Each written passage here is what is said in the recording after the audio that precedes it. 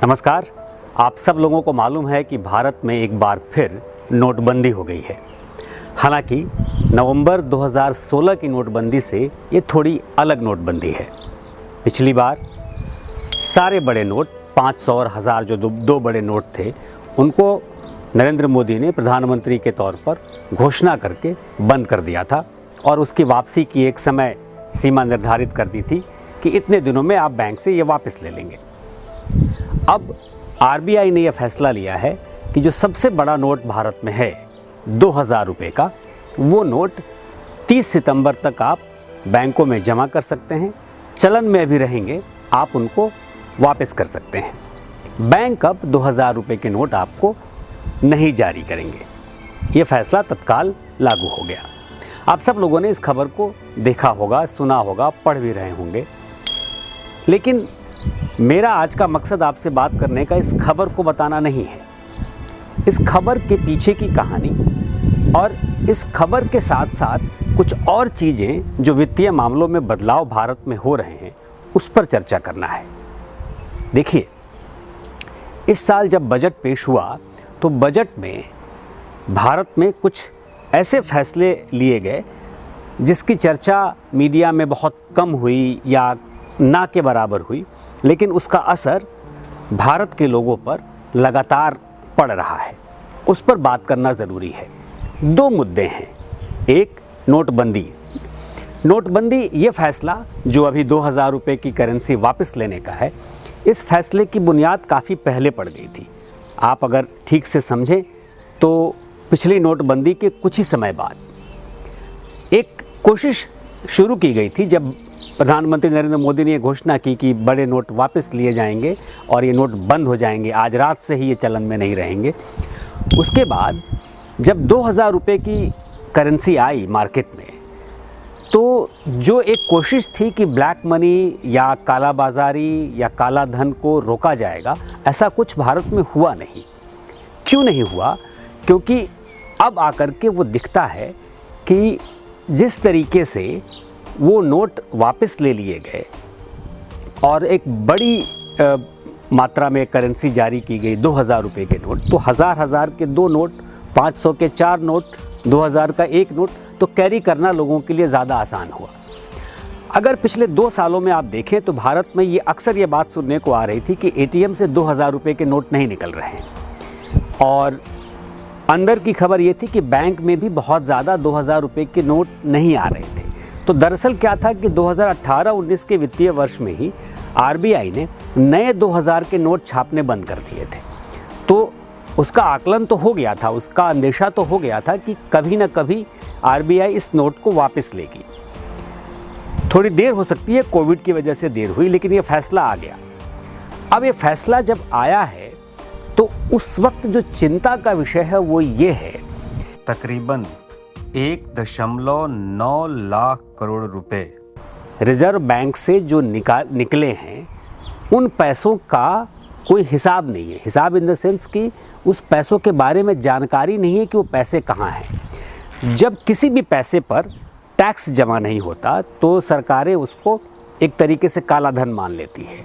Circulation में वो पैसा आया, लेकिन फिर वो निकला और उसके बाद से फिर वापसी नहीं आ रहा है। तो कहीं ना कहीं वो पैसा जमा है, काला धन के तौर पर ही सही, वो कहीं ना कहीं वो जमा दिखता होगा, क्योंकि वो पैसा है। जब सर्कुलेशन में आया भारत में तो उसके बाद अगर उस पैसे को इस्तेमाल करना शुरू किया गया तो कहीं ना कहीं वो पैसा पड़ा हुआ है। अब परिस्थिति ये है कि उस पैसे को अगर हम देखें जो 1.9 लाख करोड़ रुपए हैं, वो बड़ा एक अमाउंट है, कम पैसा नहीं है। उस पैसे के पीछे ही आरबीआई की पूरी ये कवायद चल रही थी कि किसी तरीके से उस पैसे को वापस लाया जाए। और जिस तरीके से चुनाव के दौरान, चाहे वो पश्चिम बंगाल में हो, झारखंड में हो, जिस तरीके से पैसे बरामद हो रहे हैं और उस पैसे में 2000 और 500 के बंडल्स जो दिखते हैं, करोड़ों करोड़ रुपए, सैकड़ों करोड़ रुपए जो वो निकलते हैं, तो वो एक अंदाज़ा तो लग ही गया है कि ये ब्लैक मनी फिर मार्केट में है। तो उसकी एक कवायद है। ये एक घटना है। 30 सितंबर तक टाइम मिला हुआ है, 4 महीने का टाइम है, तो जाहिर सी बात है कि आपके पास घबराने का वक्त नहीं है और आराम से आप पैसे जमा कर सकते हैं। 20,000 रुपये एक बार में जमा करेंगे। भारत सरकार ने पहले ही पॉलिसी बना दी है कि घरों में कैश बहुत ज़्यादा नहीं रख सकते, तो ये भी अब इस बार लोग नहीं कहेंगे कि घरों में हमने जमा करके रखे थे और वो बैंक में जमा करने में मुश्किल आ रही है। तो ये सारी समस्याएं तो नहीं होनी है। लेकिन इस समस्या के साथ एक धीरे से दूसरी समस्या आई है, और वो समस्या ये है, चूँकि बैंक से जुड़ी हुई है इसलिए हम आज उसकी बात कर लेते हैं, हालांकि उसके लिए एक अलग से वीडियो बनाना चाहिए हमको। और वो ये है कि जैसे मैं अभी आपसे ब्रिटेन से बात कर रहा हूँ, अब ये है कि भारत से विदेश जाने वाले, ना सिर्फ ब्रिटेन बल्कि दुनिया के किसी भी देश में जाने वाले लोग जो क्रेडिट कार्ड का इस्तेमाल करते हैं या जो पैसे भेजते हैं, उस पैसे पर पहले बहुत कम टैक्स लगता था। अगर आप भारत से पैसा भेजते हैं, 7 लाख रुपए तक अगर आप भेजते थे तो आपको कोई टैक्स नहीं देना पड़ता था, वो सिर्फ सर्विस चार्ज देने होते थे। और उसके बाद 7 लाख से ऊपर के पैसे पर आपको 5% एक टैक्स लगता था, TCS टैक्स लगता था, जो आपके टैक्स में कैलकुलेट होता था। और जब आप टैक्स फाइल करते थे अपनी, तो उसमें वो या तो वापस मिलता था या एडजस्ट होता था, जो ऐसी आपकी कमाई होती थी। अब भारत सरकार ने क्या कहा है कि वो पैसा अब 5% की जगह अब 20% होगा। यानी जब आप भारत से पैसा बाहर भेजेंगे तो वो पैसा अब आपको 20% फ्लैट टैक्स गवर्नमेंट लेगी। क्रेडिट कार्ड का इस्तेमाल अगर आप करेंगे, देखिए ये रकम एक साल में, एक फाइनेंशियल ईयर में, ये जो 5% का टैक्स लगता था, तकरीबन 2.5 करोड़ रुपए भारतीय करेंसी में बन के आता था वो, कि इतना आप इस्तेमाल कर सकते हैं, इतना आप बाहर ले जा सकते हैं। और 2.5 करोड़ रुपए तक ले जाने के लिए आपको RBI से नहीं पूछना होता था। और अब क्या है कि अब आप पैसे लेके जाएंगे तो फ्लैट 20% अब सरकार टैक्स ले लेगी। अब आप समझिए, 5% पहले टैक्स लेती थी, जो टैक्स आपके टैक्स कैलकुलेशन में आता था। अब कैलकुलेशन में तो आएगा, लेकिन 20% पहले वो पैसा आपका टैक्स के तौर पे काट लिया जाएगा। क्रेडिट कार्ड पे भी काट लिया जाएगा। कई बार क्या होता था कि लोग घूमने जाते थे, बाहर गए तो बाहर जा कर के लोगों ने इस्तेमाल किया क्रेडिट कार्ड का और उससे पैसे दिए। अब वो पैसा भी 20%, अगर वो जिस बैंक का क्रेडिट कार्ड होगा वो बैंक आपसे सर्विस चार्ज के तौर पे ले लेगी। 20% पैसा बहुत बड़ा पैसा होता है किसी भी सर्कुलेशन में। अब वो पैसा कहाँ जाएगा? सरकार के पास जाएगा। सरकार क्या करेगी?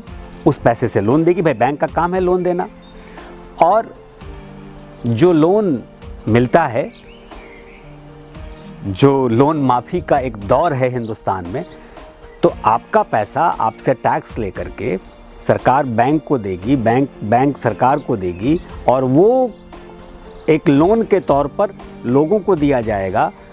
तो आम लोगों से टैक्स लोन तो वापस लेने के लिए आप उसको आत्महत्या तक मजबूर कर देते हैं, लेकिन कॉरपोरेट लोन दिए जाएंगे और फिर कॉरपोरेट लोन धीरे धीरे, जैसे कि हम अक्सर सुनते आते हैं कि कॉरपोरेट लोन ये माफ़ कर दिया गया, वो माफ़ कर दिया गया, तो वो माफ़ हो जाएंगे।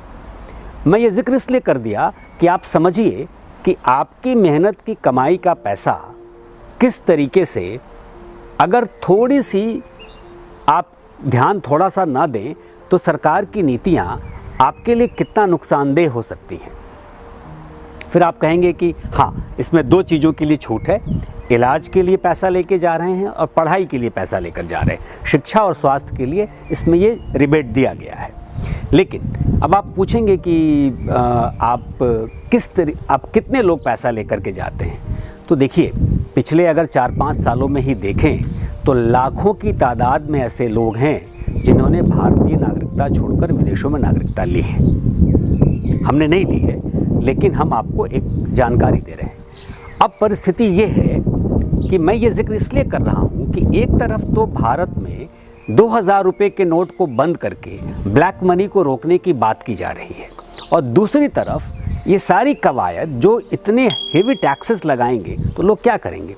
हवाला का इस्तेमाल करेंगे, और ये तो आमतौर पे होता है। तो एक तरफ आप एक पॉलिसी बना रहे हैं ब्लैक मनी को रोकने के लिए, और दूसरी तरफ आपकी ही दूसरी पॉलिसी ब्लैक मनी को बढ़ावा दे रही है, वो भी अंतर्राष्ट्रीय स्तर पर। किस तरीके की नीतियां हैं? इस नीतियों पर थोड़ी गंभीरता से आपको विचार करना चाहिए, थोड़ी चर्चा करनी चाहिए, ताकि आपको समझ में आए कि क्या हो रहा है वित्तीय मामलों में। मैं इस पर विस्तार से फिर एक बार कुछ दिनों में जल्दी ही कुछ एक्सपर्ट्स के साथ भी आपसे चर्चा करूंगा। फिलहाल आज के लिए नमस्कार।